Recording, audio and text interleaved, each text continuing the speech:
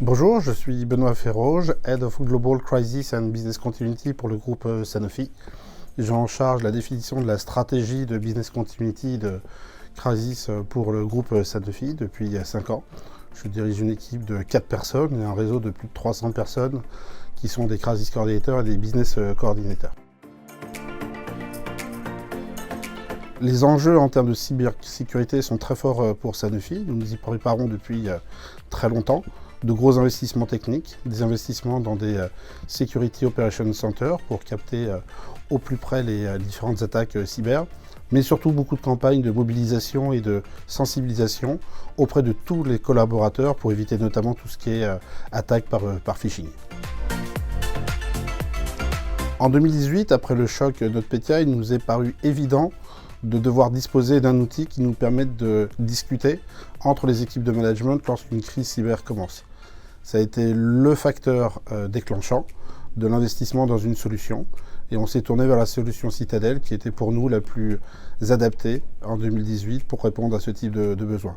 Il était clé pour nous de pouvoir communiquer, prendre des décisions avec les premières équipes de crise dès le démarrage d'un cybercrash. Nous avons d'abord ciblé dans un premier temps les équipes de crise et de management des équipes globales et des pays, qui sont les plus importantes pour nous. Pour ce faire, on s'est appuyé de Citadel, des formateurs de Citadel, pour organiser des sessions, environ 1 heure, avec toutes les équipes, une par une, pour leur montrer comment fonctionne l'application, comment l'utiliser, que ce soit l'interface web ou que ce soit l'interface mobile. Ensuite, on a pris le relais pour former les différents sites, puisqu'on a plus d'une centaine de sites, et ce programme nous a pris 3 ans pour former environ 4500 utilisateurs. L'usage de Citadel est simple. Pour Sanofi, en 2023, Citadel sera notre ceinture de sécurité si jamais on doit affronter un cybercrash. Pas n'importe quel cybercrash, un cybercrash qui nous mettra dans le noir et dans lequel on ne pourra plus communiquer avec nos emails. À ce moment-là, on prévoit de basculer toutes les personnes responsables de crise et de leadership et de business continuity sur Citadel pour pouvoir communiquer et prendre les premières décisions.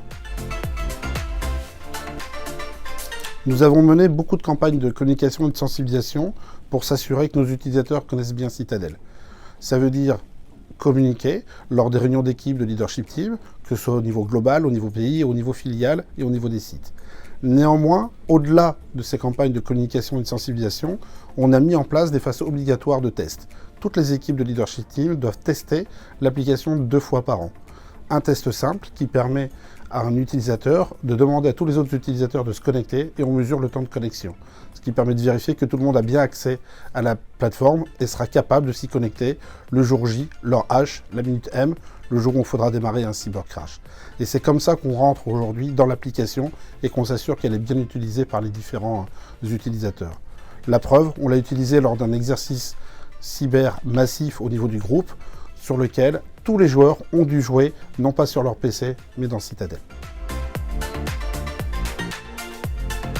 Indéniablement, le fait de préparer les équipes à travailler en mode dégradé avec une application comme Citadel, alors qu'on n'a plus nos outils habituels, a naturellement développé un appétit supplémentaire de résilience pour le groupe.